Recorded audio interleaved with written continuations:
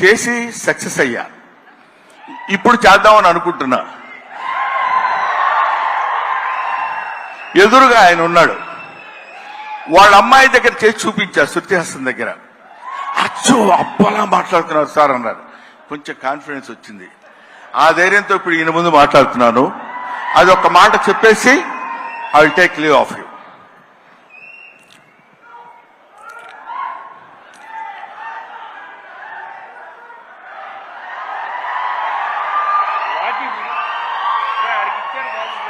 అందరికీ నమస్కారాలు. ఈరోజు నేను భారతీయ నృత్యంలో యాక్ట్ చేశాను. ఇండియన్ నంబర్ 1 బాగా హిట్ చేశారు, మీ అందరికీ తెలుసు.